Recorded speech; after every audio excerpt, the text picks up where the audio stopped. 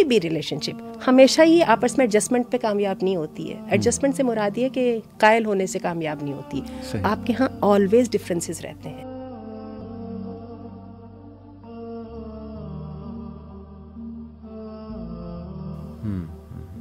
Decision making में आज़ादी को थोड़ा एलैबोरेट हमारी ऑडियंस के लिए। दोबारा सैयदा आसिया की तरफ जाऊंगी। सही। डिसीजन मेकिंग आपको नज़र आ रही है। आप ये देखिए कि सैयदा सकीना जो सैयदना हुसैन की बेटी थी जी, ये अपने दौर की ऐसे औरत थी, जैसे अल्लाह माफ़ करे इन जैसी औरतों को तो मैं इनके साथ कंपेयर भी नहीं कर सकती, लेकिन जैसे आज आप कह देते हैं कि दुनिया की मोस्ट इन्फ्लुएंशियल वेमेन, ये अपने दौर की वो थी। मैं तो इनमें से किसी गंदी औरत का नाम भी नहीं लेना चाहती।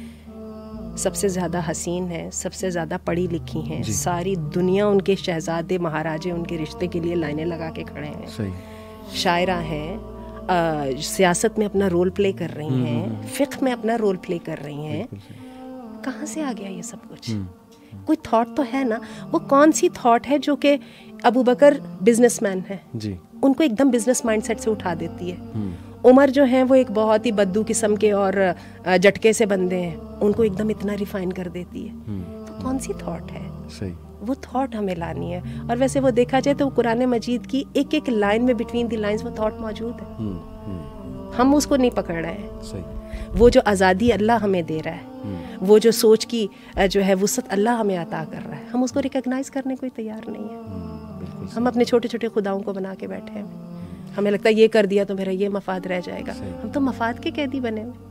और ये विज़डम मेरे ख्याल सीरा के थ्रू और सहाबियात की सीरा पढ़ के प्लस कुरान पे पॉन्डर करके, I think these are the sources जो आपको एक इंडिविजुअल एज एन इंडिविजुअल और आपका थॉट प्रोसेस इंडिपेंडेंट होगा।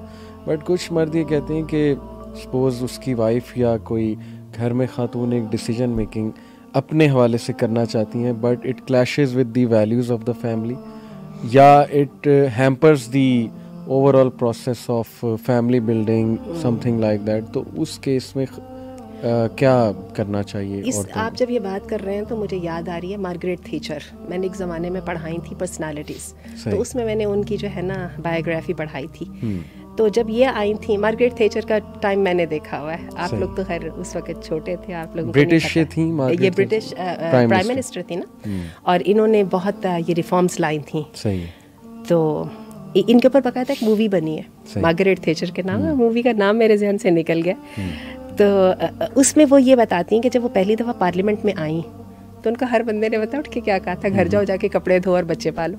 अच्छा। ये मैं ब्रिटिश सोसाइटी की बात कर रही हूँ उस वक़्त का।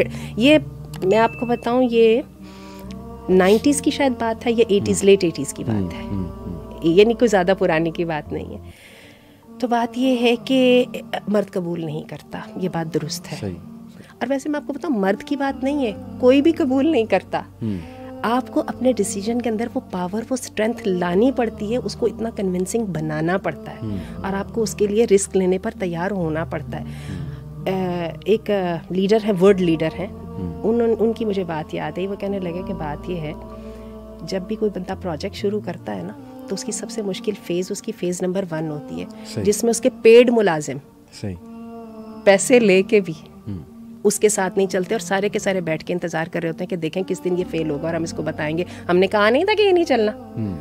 वो पहली फेज अकेले कामयाब बनाता है, दूसरी फेज में तो सारे ही साथ लग जाते हैं, है ना? बिल्कुल। जब सक्सेस आ जाए फिर तो द वर्ल्ड फॉलोज यू, तो फिर तो सारे साल लग जाएंगे, फिर क्या बात है। तो ये सिर्फ औरतों की या घर की बात नहीं है। बाकी ये है अक्लमंदी, ये है डायरेक्ट कॉन्फ्लिक्ट से आप परहेज नहीं करेंगे तो फिर आप कॉन्फ्लिक्ट ही करते रहेंगे, फिर काम की बात तो कोई नहीं होगी। तो प्रॉब्लम सॉल्विंग के ऊपर ज़्यादा आइए बजाय राइट एंड रॉन्ग और बहस मुबाहिसे के। राइट्स एंड प्रिविलेजेस के बजाय आप देखेंगे प्रॉब्लम सॉल्विंग कैसे हो सकती है, चाहे वो फैमिली का सिनेरियो, कोई भी सिनेरियो हो।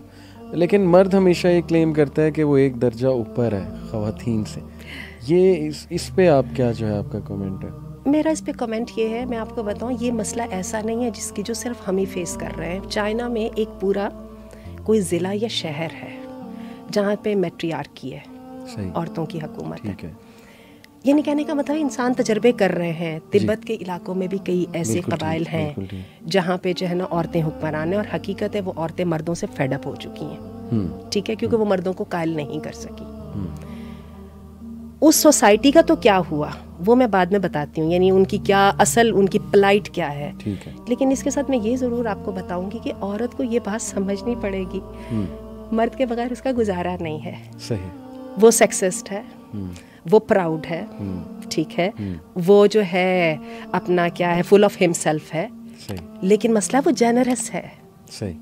वो बोल्ड स्टेप्स ले सकता है, ठीक है, उसके पास जो है वो एबिलिटी है, और वो जो प्रॉपर्टी समझता है ना, वो इस प्रॉपर्टी समझने के चक्कर में बहुत सारे अच्छे काम भी कर जाता है। तो बात ये है कि ये हमें समझ लेना चाहिए कि दुनिया में कभी भी कोई भी रिलेशनशिप हमेशा ही आपस में एडजस्टमेंट पे कामयाब नहीं होती है। एडजस्टमेंट से मुराद ये कि कायल होने से कामयाब नहीं होती है। आपके यहाँ ऑलवेज डिफरेंसेस रहते हैं, डिफरेंसेस के साथ चलने का फन सीखना है। Both should complement each other, ये आपका ये तो है। अप्रिसिएशन इज द की, क्योंकि अगर आप वो अप्रिसिएशन नहीं करेंगे तो बाकी की चीज़ से भी जाएंगे। सही। तो ये, लेकिन ये मैं दोबारा इस बात पे एम्फसाइज करूंगी कि हमें डिफरेंसेस के साथ चलना सीखना है। हम 50 साल की मैरिड जिंदगी गुजार जाते हैं, उसके बावजूद हमारे डिफरेंसेस रहते हैं। ऐसी कौन सी बात है? औलाद के बाप के डिफरेंसेस रहते हैं, माँ की बेटियों के डिफरेंसेस रहते हैं, लोग चलते ही हैं। हमारे देख लें अपने प्राइम मिनिस्टर से कितने डिफरेंसेस, उसके बावजूद इकट्ठे चलते हैं। सही। ये दुनिया है, इसमें ऐसा ही होता है। तो बहुत डिफरेंसेस को पाटने की कोशिश ना कीजिए, एक दूसरे को रिस्पेक्ट दीजिए, रिस्पेक्ट दें, कॉम्प्लीमेंट करें एक दूसरे की कमियां जो है, हाँ, उनको एक्सेप्ट करने के लिए दिल बड़ा करें, क्योंकि आप उनके फ़ायदे ले रहे हैं। बिल्कुल ठीक। आजकल लेट मैरिजेस एक बड़ा इशू है। देखा गया है कि एजुकेशन में शायद इतना हम इन्वॉल्व हो गए कि पीएचडी करते करते ज़ाहिर है 30 साल भी उम्र हो जाती है। फिर ख़वातीन कहती हैं कि शादी के बाद हमें एजुकेशन हम नहीं ले सकेंगे। तो एक बड़ी अजीब सी खिचड़ी पकी हुई है। ख़वातीन की एज गुजरती जाती है, शादी नहीं होती। जब शादी की उम्र होती है तब ज़ाहिर है कि वो रिजेक्ट करती रहती हैं प्रपोजल्स। ये एक है सिनेरियो हमारे यहाँ, ये चीज़ बड़ी कॉमन होती जा रही है। डोंट यू थिंक कि यहाँ पे जो सोच है वो गलत है कि कैरियर पहले बनाना है या पहले मैरिज करके सेटल होना है? यहाँ इस क्लैश को कैसे सॉल्व करें आज की औरतों?